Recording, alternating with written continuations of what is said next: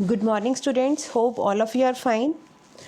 As you know, beta, we have completed theme 6 of part 2 history, and the name of that theme was Bhakti and Sufi tradition. That we have done. So today we will start new chapter. This is theme 7 from part 2, and name of this theme is an imperial capital Vijayanagar. So in this chapter we will read about the Vijayanagar Empire.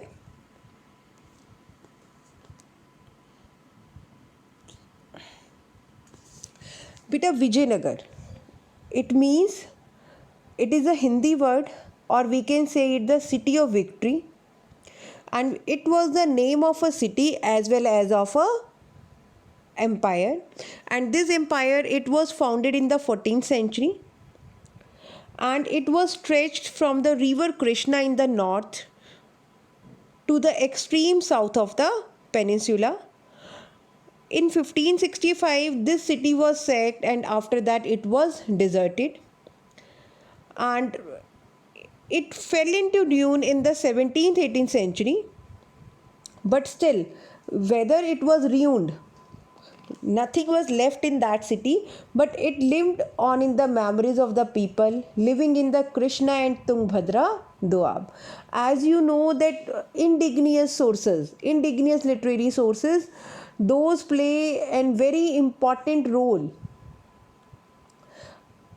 for the historians to write the history. So these people, they remembered it as Hampi. And do you know from where this name Hampi was taken? It was the name that was derived from the local mother goddess Pampa Devi. These oral traditions, combined with archaeological finds, monuments and inscription and other records, helped scholars to rediscover the Vijayanagar Empire. As we have discussed earlier also, beta, jo history, how the history is written. History is written on the basis of archaeological sources, on the basis of indigenous sources, some travelogues, chronicles, monuments. So all these help the scholars or historians to write down the history, to record the things. So in this chapter we will read about the Vijayanagar Empire. So the very first topic is the discovery of Hampi, that how the Hampi was discovered. As we know that it was totally ruined, कि इसके जो बिल्कुल ये ruin हो गई थी ये city, then how it was discovered again, how the historian came to know that any city was there. Beta, these ruins at Hampi, they were brought to light in 1800 by an engineer named Colonel Colin Mackenzie. He was an employee of East India Company, and he prepared a survey map of the site. And few initial information he got from on the base of memories of the priest of the Virupaksha temple and the shrine of Pampa Devi. अभी हमने क्या पढ़ा, जो ये हम्पी नाम है ये कहाँ से लिया गया है? It is originated from the mother goddess name Pampa Devi. So firstly जो एविडेंसेस कलेक्ट किए गए वो कहाँ से किए गए? जो इस मंदिर के प्रीस्ट थे. And after that in 1856 photographers began to record the monuments which enabled scholars to study them. After that, in 1836, epigraphists, they began collecting several dozen inscriptions found at this and other temples at Hampi. It means now they were combining the inscription also as well as the archaeological sources also. So they start exploring about these inscription as well as the archaeological sources, and now they were just putting their efforts to reconstruct the history of the city and the empire Vijayanagar. So as I was telling you that historians, they worked upon the information, various sources that can be from the foreign travelers also, other literature written in Telugu, Kannada and Tamil and Sanskrit also. So beta, these historians, they just collected all these sources and then they wrote about it. So this way Hampi was discovered. Now second topic, this is about the rise, Nayakas and sultans. Now बेटा according to their tradition and epigraphic evidence, जो भी evidences मिले वहाँ से, उसके according what they find out that there were two brothers, Harihara and Bukka.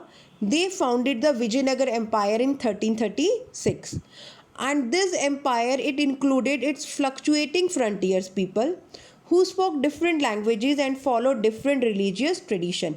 Means जो ये empire थी, there the people, they spoke different languages and they were from the different religious tradition. और जो इसकी बाउंड्री थी वो change होती रहती थी. आज यू नो कि जो ये रूलर होते थे continuously they just wanted to conquer further territories or areas. So this way their frontiers, they were fluctuating always.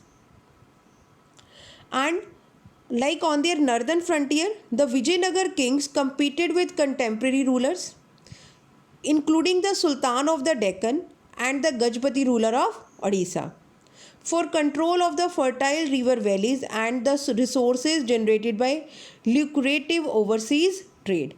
Now, as you know that every ruler wanted to extend the territories, even rulers wanted they hold on different type of trades also, and also over the fertile area also, because अगर हम बात करते हैं उस time की, the main source of revenue, it was land revenue, right?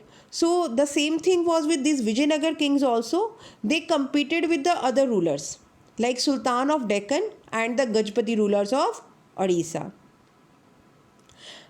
At the same time, interaction between these states, these led to sharing of ideas also. But whenever there is any type of communication, any type of interaction between two areas, then what will happen? There will be ideas will also be exchanged. And here, especially the idea were exchanged in the field of architecture. जैसे कि आपने पढ़ा है कि जब Britishers India में आए, then also architecture was changed.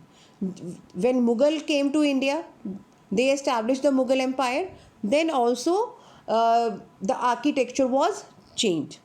So the rulers of Vijayanagar, they borrowed concepts and building techniques which they then developed further. तो जो विजयनगर के रूलर्स थे बेटा, they also got ideas of building technique also, and they followed those techniques in further construction.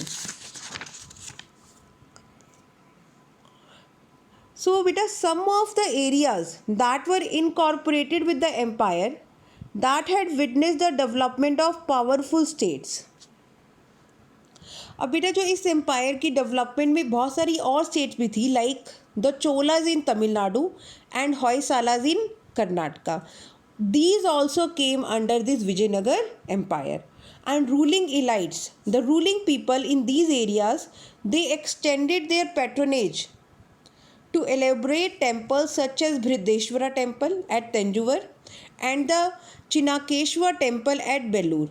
जैसा कि हमने पहले भी पढ़ा था बेटा, that rulers they gave financial support to different kind of religious traditions, and as you know these Chola rulers these supported the Bhakti tradition, Alvar and Nayanars.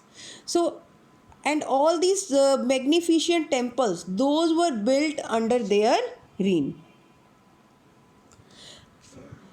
So the rulers of Vijayanagar, who called them Rais, like you must have heard in some stories that Krishan Dev Rai and Tenali Rama of Vijayanagar, right? So they were called Rais, and they built on these tradition and carried them, and they just take this tradition of building temple to a new height. कि जो चोला rulers थे, जो उन्होंने magnificent temples की construction का tradition start किया था, they also continued it. This rise of Vijayanagar Empire, they continued the same tradition. So beta, this was about the Rais, Naikas and Sultan, that how there was the interaction between them or the competition between them. Now the next topic, it is about the kings and traders. That by this topic we will come to know about the kings and their trade, that in which items they traded.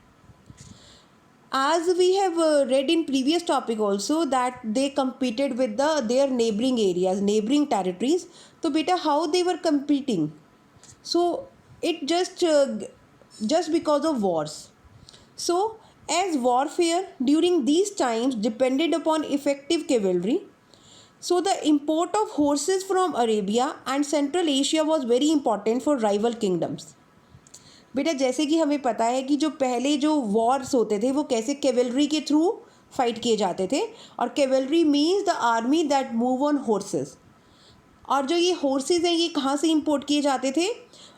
Arabia और central Asia से। So this trade was initially controlled by Arab traders, but the local communities of merchants known as Kudirai Chetis or horse merchants also participated in these exchange. So now we know two names of these horse traders. Those were the Arabian as well as the local Kudirai Chetis horse merchants. So these two type of merchants, they participated in horse trade. From 1498 other actors appeared on the scene, means other also horse traders came. These were the Portuguese who arrived on the west coast of the subcontinent and attempted to establish trading and military station. Their superior military technology, especially the use of muskets, enabled them to become important players in the tangled politics of the period. As you know beta, Portuguese, they were the first one to reach India, and they established their trading and military station, and they also just want to involve themselves in the politics of that time, because at that time in India unity was not there. India was divided in different small territories. So that is why these outsiders, these Portuguese, they also became important players. In fact, Vijayanagar was also noted for its markets, especially dealing in spices, textile and precious stones.